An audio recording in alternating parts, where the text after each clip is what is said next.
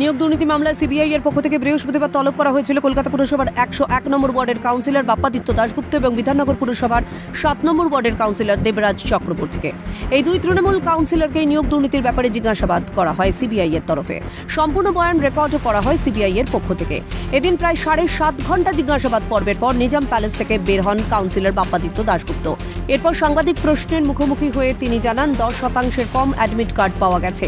একটি recommendation letter পাওয়া গিয়েছে, সেটাও পৌরসভার স্বাস্থ্য বিভাগের ক্যাজুয়াল স্টাফের। এটির সঙ্গে নিয়োগের কোনো যোগ নেই। বেশ কিছু ব্যক্তিগত প্রশ্ন করা হয়েছে।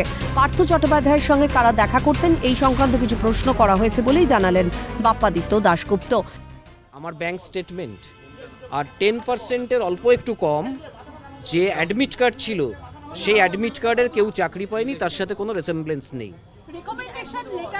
রেকমেন্ডেশন লেটার যেটা ছিল সেটা আমার কলকাতা কর্পোরেশনে একজন হেলথ ওয়ার্কারের জন্য, সেটা ক্যাজুয়াল, তার সাথে এই নিয়োগ দুর্নীতির কোনো সম্পর্ক নেই। বেশ কিছু ব্যক্তিগত প্রশ্ন ওনারা করেছিলেন, যেটার কারণেই মূলত ডেকেছিলেন। হ্যাঁ, ওনার বাড়িতে কারা আসতো বা যেত সেই সব সংক্রান্ত কিছু প্রশ্ন ওনাদের ছিল। আমি যতটুকু জানি আমি ওনাদের জানাতে পেরেছি।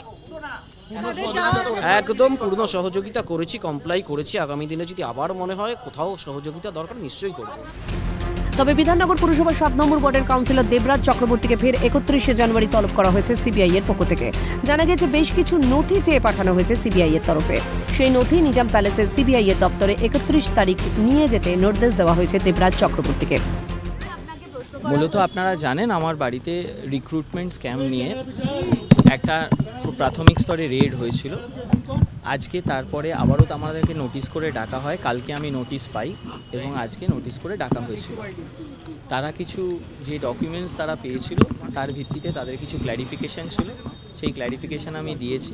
তারা আরও কিছু ডকুমেন্টস আমার থেকে চেয়েছেন, সেগুলো আমি 31 আমাকে আবারও ডাকা হয়েছে। আমি 31 তারিখে এসে বাকিটা আবার দেবো। 31 তারিখ আপনাকে কখন আসতে বলা? 11টার সময় আপনাকে কি ডকুমেন্ট এগুলো চাওয়া হয়েছে? নোটিশ দিয়েছে, নোটিশ সার্ভ করে হয়েছে। সেগুলো কিছু পার্সোনাল রিলেটেড ডকুমেন্টস ওনারা চেয়েছেন, তার কিছু ক্ল্যারিফিকেশন তারা চান। আমি সেগুলো 31 তারিখ। তবে এই ঘটনায় বেশ তরজা শুরু হয়েছে বঙ্গের রাজনৈতিক মহলে। এই ঘটনা প্রসঙ্গে বিজেপি মুখপাত্র শ্রমিক ভট্টাচার্য জানান, মানুষ চায় তদন্ত ঊর্ধ্বমুখী হোক। এত বড় প্রাতিষ্ঠানিক দুর্নীতি ওই ছোট দুজন কাউন্সিলরের পক্ষে ঘটানো সম্ভব নয়। যাদের অনুমোদনে হয়েছে তাদের মানুষ খুঁজছে। মিলেমিশে কাজ করেছে, 40,000 চাকরি বিক্রি হয়েছে, 2-4 জনের মধ্যে ছোটই হয়।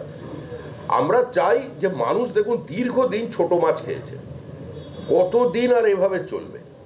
মানুষ চাইছে তদন্তটা ঊর্ধ্বগামী হোক। এত বড় প্রাতিষ্ঠানিক দুর্নীতি তো শুধুমাত্র ওই ছোট দুজন কাউন্সিলরের পক্ষে ঘটানো সম্ভব হয়নি। যাদের অনুমোদনে হয়েছে, যাদের নির্দেশে হয়েছে, তাদের মানুষ হচ্ছে।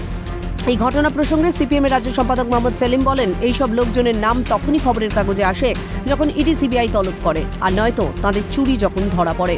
তৃণমূলের এইসব লোকজনের নাম তখনই তো খবরের কাগজে আসে যখন ইডি সিবিআই তলব করে, আর নয় তাদের চুরি যখন ধরা পড়ে। নাহলে কে পৌঁছে তাদেরকে, কে তার নাম জানে? তবে এই বিষয়ে বিজেপি বিধায়ক শঙ্কর ঘোষের প্রশ্ন, রিং মাস্টার যিনি আছেন তার কবে জেরা হবে, তার কবে গ্রেপ্তারি হবে? জিজ্ঞাসাবাদে আমরা তো খুশি নই।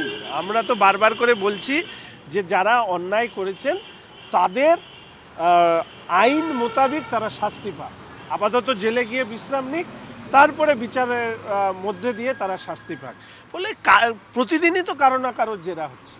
আমরা তো বারবার করে বলছি যে রিং মাস্টার যিনি আছেন তার কবে জেরা হবে, তার কবে গ্রেপ্তারি হবে, সেটাই সারা পশ্চিমবঙ্গের মানুষের মতন ভারতীয় জনতা পার্টির পশ্চিমবঙ্গে যারা লড়াই করেন তৃণমূল কংগ্রেসের বিরুদ্ধে, তাদের প্রত্যেকের চাওয়া পাওয়া সবটাই এটার উপর নির্ভর। সব মিলিয়ে নিয়োগ দুর্নীতি মামলায় সিবিআই এর তদন্তে আর কোন কোন বিষয় প্রকাশ্যে আসে সেটাই দেখার। ইতিমধ্যেই এই বিষয়ে ফের তরজা শুরু বঙ্গের রাজনৈতিক মহলে। ক্যামেরায় গোপাল তপাদারের সঙ্গে রেশমি দাসের রিপোর্ট, ক্যালকাটা নিউজ।